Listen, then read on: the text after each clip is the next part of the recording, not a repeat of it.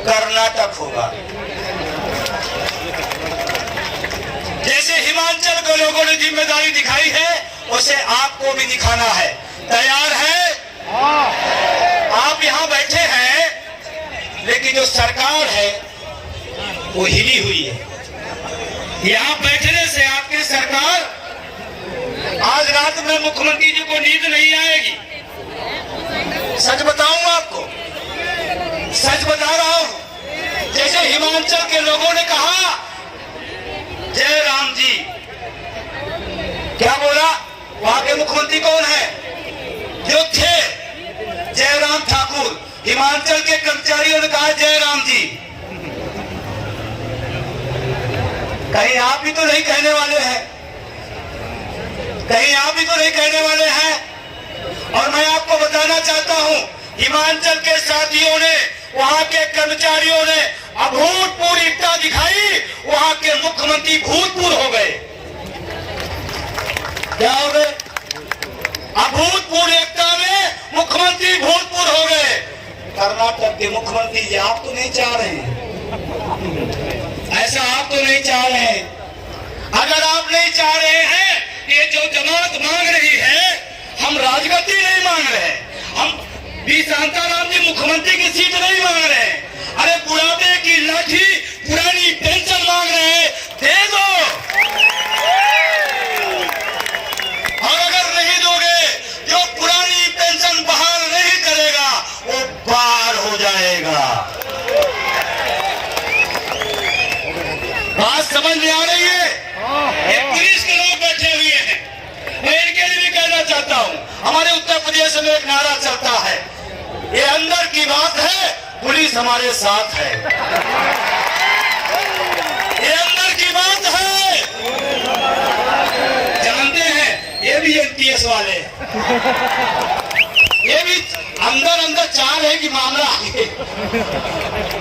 इनके बुढ़ापे की लाठी का है, पूरी जिंदगी इनसे सरकार लाठी पिटवाएगी, बाद में बुढ़ापे में घर जाएंगे। हम चाहते हैं जब आप रिटायर हो तो पुरानी पेंशन की लाठी घर लेके जाइए आप। इसीलिए अगर सरकार कहे लाठी चलाओ, तो एक बार अपने बुढ़ापे की लाठी को याद करना। ये वही लोग हैं, ये वही लोग हैं जो आपकी भी लड़ाई लड़ रहे हैं। तो नारा समझ में आ रहा है? ये अंदर की बात है, एक बार बोल लीजिए, ये अंदर की बात है। मंच के नेता नहीं बोल रहे, तो हम क्यों बोले? हम तो नेता हैं, बोल सकते हैं। वोट पर अभी आता हूं, दो विषय जिस लड़ाई के लिए हम लोग आए हुए हैं। 2000 किलोमीटर दूर से मैं आया हूं। मैं कल बनारस था, बनारस समझते हैं ना, जहां एक व्यक्ति को मां गंगा मैया ने बुलाया था। याद आ रहा है कुछ? मां गंगा मैया ने बुलाया है। किसी ने कहा था, किसने कहा था, बनारस में प्रधानमंत्री मोदी जी जब प्रधानमंत्री नहीं थे, चुनाव लड़ने गए, तो उन्होंने कहा मां गंगा मैया ने हमको बुलाया है। कल बनारस के लोगों ने दूसरा नारा दे दिया। जानते क्या कहा? कहा बनारस के लोग बुढ़ापे की लाठी के लिए चिंतित है, परेशान है। गंगा मैया ने कहा, कर्नाटक वाले समझदार होते हैं। जानते क्या कहा? उन्होंने कहा अब बनारस वाले कह रहे मां गंगा मैया ने हमको भगाया है, जाओ दिल्ली हमारे बेटे से कहो पुरानी पेंशन बाहर करे, हमको भगाया है। ये नारा कल बनारस में चला था, वो प्रधानमंत्री जी का क्षेत्र है, और वो कारवां चला था। पीएमओ से रिपोर्ट मांगी गई, ये एनएमओ पीएस वाले कहां से आ गए? ये न कोई पार्टी है, न चुनाव लड़ती है, और न विधायक और सांसद बनते हैं, लेकिन सरकार गिरा देते हैं। ये थोड़ा खतरनाक लोग टाइप लग रहे हैं।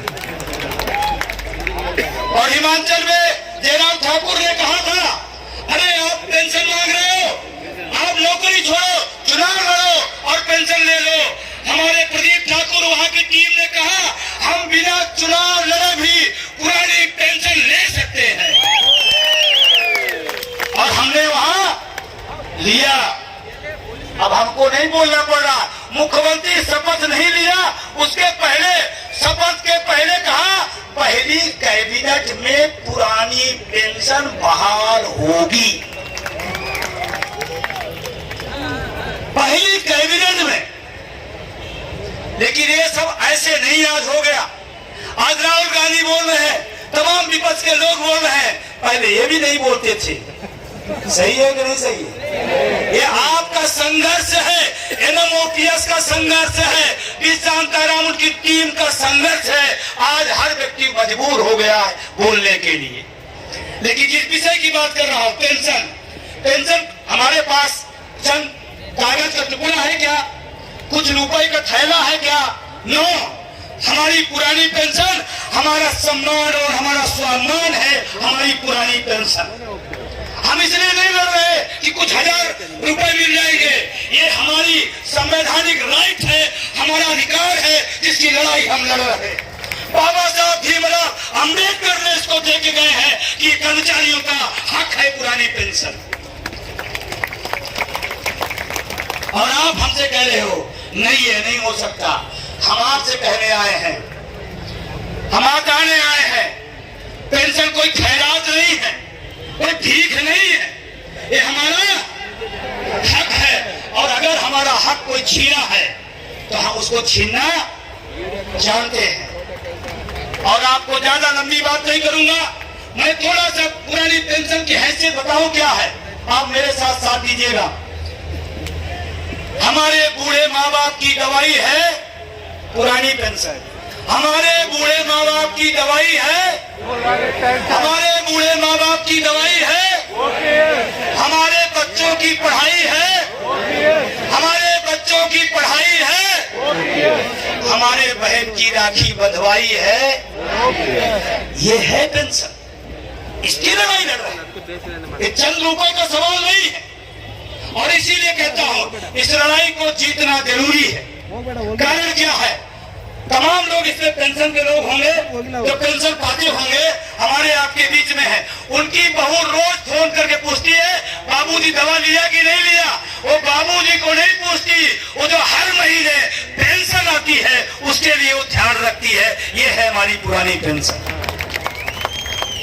और इसीलिए आप इस लड़ाई में इसलिए न साथ देना कि हमारी स्थिति प्रज्ञा जी बुला रहे हैं, हमारे पहलूरी जी बुला रहे हैं। ये लड़ाई आपकी अपनी है। किसकी? हमारी। ये कोई एहसान नहीं कर रहे हैं आप, ये कोई एहसान नहीं है शांताराम जी के ऊपर। ये आपकी अपनी लड़ाई है, लड़ना है। लेकिन अभी एक नया शगल चल रहा है। मीडिया के मेन थीम में तमाम अर्थशास्त्री निकल आए हैं। सुना पेपरों में पढ़ा नहीं पढ़ा? हर अर्थशास्त्र, हमको धन्यवाद देना चाहेंगे हमारे राइटर जो हैं, मैं उनको धन्यवाद देना चाहूं। उन्होंने बहुत सारे अच्छी तथ्य रखे, जानकारियां दी। तमाम अर्थशास्त्री लोग क्या कह रहे हैं? पुरानी पेंशन अगर बहाल होगी ऐसा ऐसा ऐसा हो जाएगा। बिल्कुल झूठ। क्या है? झूठ। क्या बताए जरा, टीवी चैनलों पर क्या चलाया जरा? अगर पुरानी पेंशन पुनः बहाल की गई तो सूरज निकलना बंद हो जाएगा। क्या? सूरज निकलना बंद हो जाएगा, हवाओं का चलना बंद हो जाएगा और नदियों का झरना बंद हो जाएगा अगर पुरानी पेंशन बहाल हो जाएगी। ये नहीं बता रहे एनपीएस से क्या हो रहा है। मैं अर्थशास्त्रियों से निवेदन करना चाहता हूँ, सही तथ्य रखो। मीडिया के भाइयों से मैं कहना चाहता हूँ, सही तथ्य रखो। मीडिया काम होता है पक्ष और विपक्ष नहीं, निष्पक्ष। जो सही है उसको सही रखो आप। ये मैं मीडिया के साथियों से अपील करना चाहता हूँ। और आज यही प्रोपेगेंडा चलाया जा रहा है, ध्यान रखना, चलाया जा रहा है, अच्छी बात है। लेकिन हमको रुकना नहीं है, हमको भटकना नहीं है, हमको आगे चलते रहना है।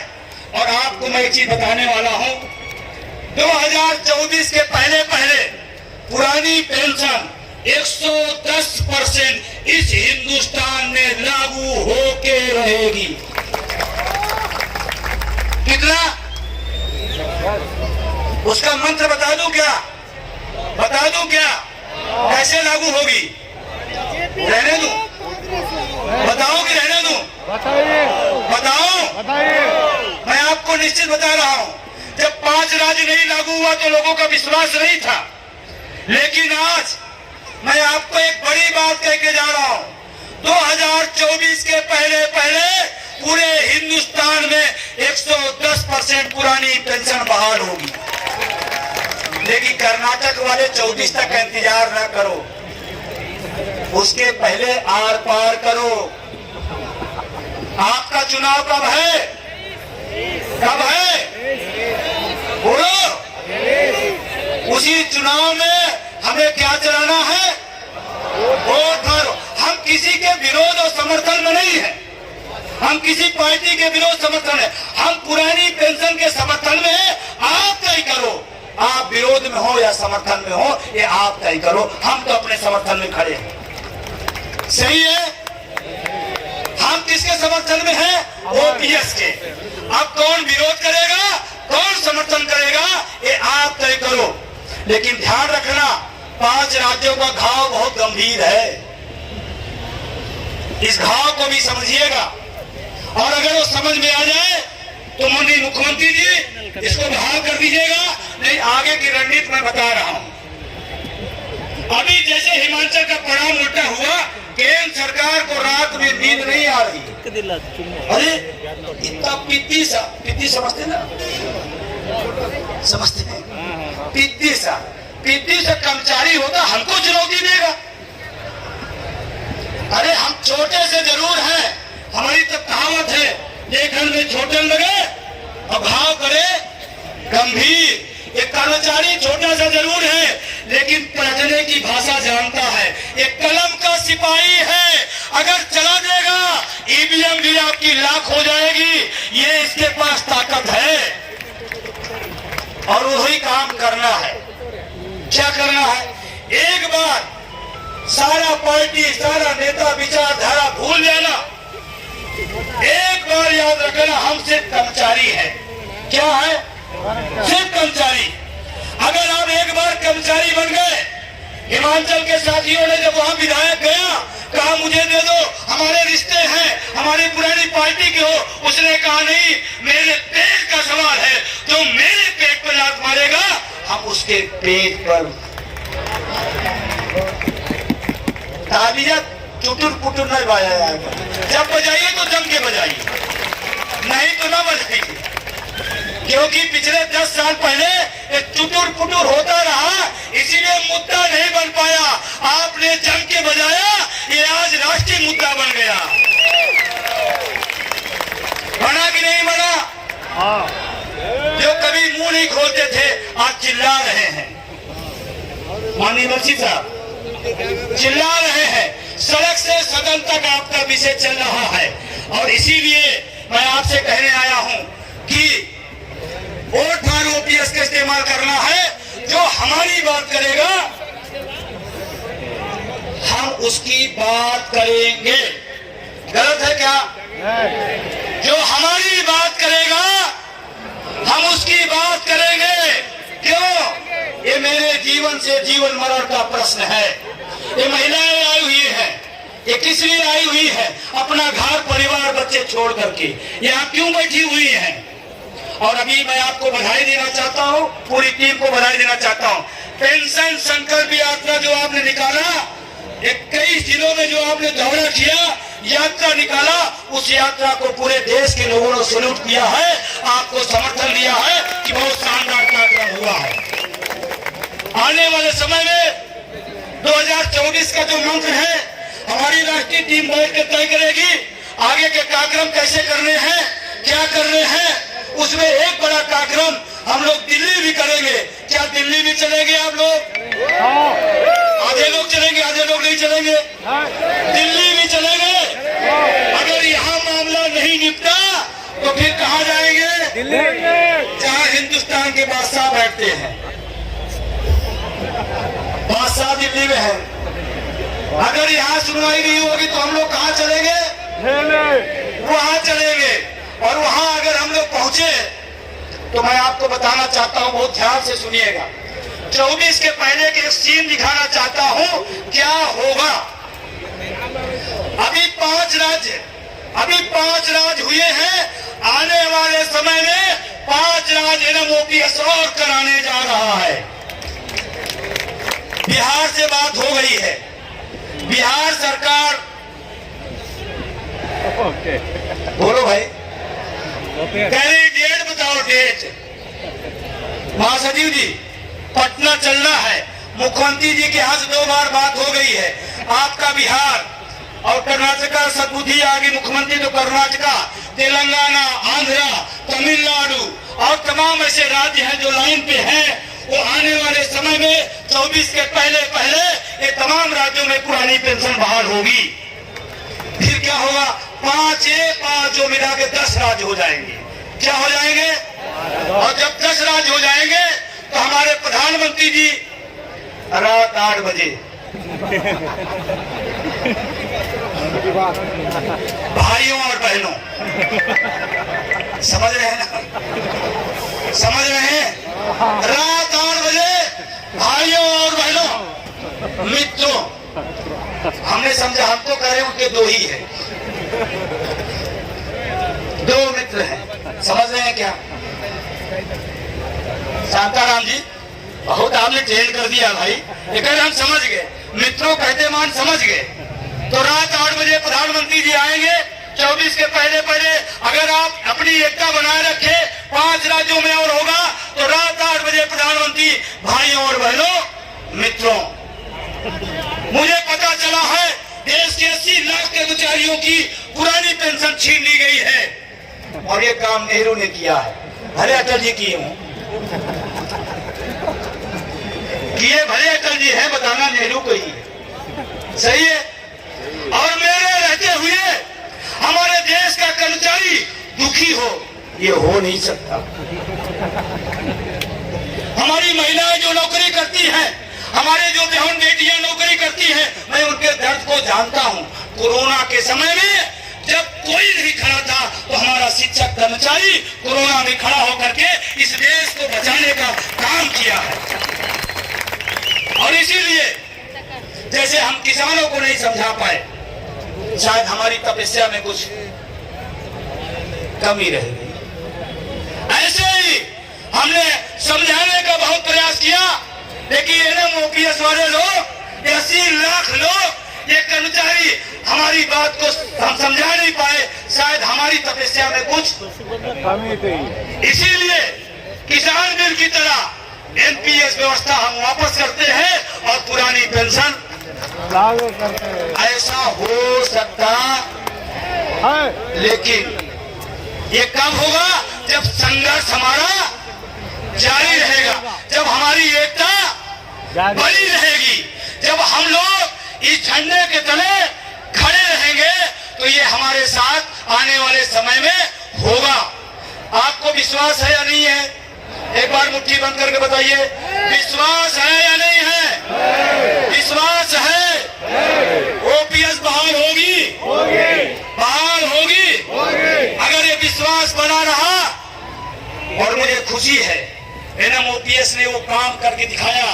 आज कन्याकुमारी से कश्मीर तक अगर किसी एक अखिल भारतीय बैनर का नाम आता है तो फिर वो NMOPS का नाम आता है। ये हमारे आपके लिए फख्र की बात है। एक बात कहते हुए अपनी बात खत्म करूंगा, ये लड़ाई हमारी अकेली नहीं है।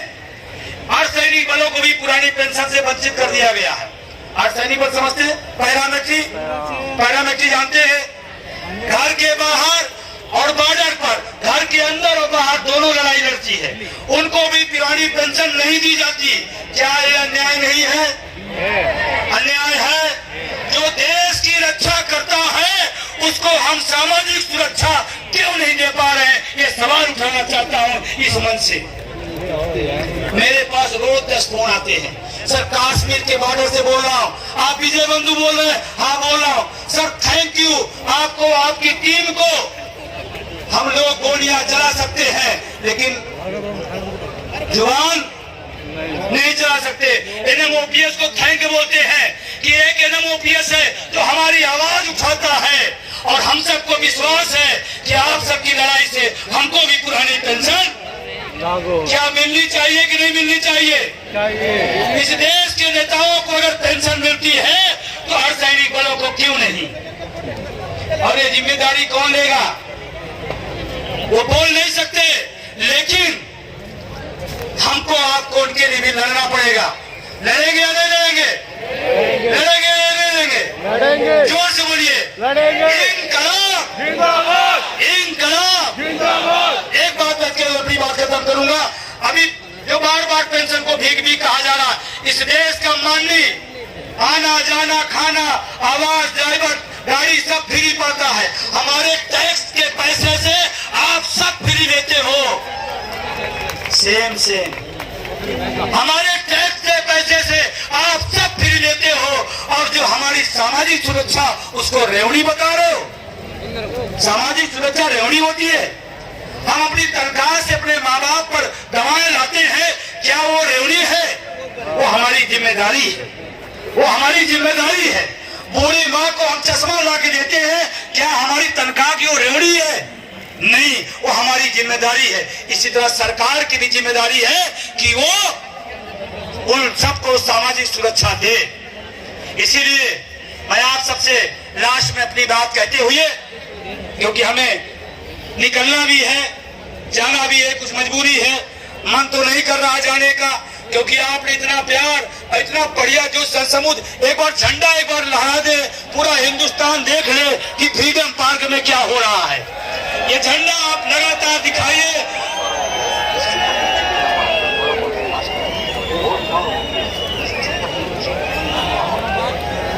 Vote for OPS.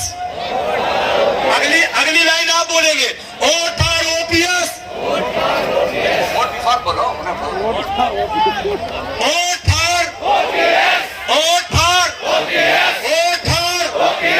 ये झंडा आप पकड़े रहना, आप ध्यान रखना। इनम ओपीएस का ये झंडा और आपकी टीम का ये झंडा एक दिन हम सबको बुढ़ापे की लाठी दिलाएगा। आप सबने इतना सम्मान दिया, इसलिए दिया, आप सबका बहुत बहुत शुक्रिया, तहे दिल से धन्यवाद। हमारी पूरी राष्ट्रीय टीम का कार्यकारिणी का धन्यवाद। शांताराम जी एक बार यहाँ आ जाएंगे, एक बार आप आ जाइए।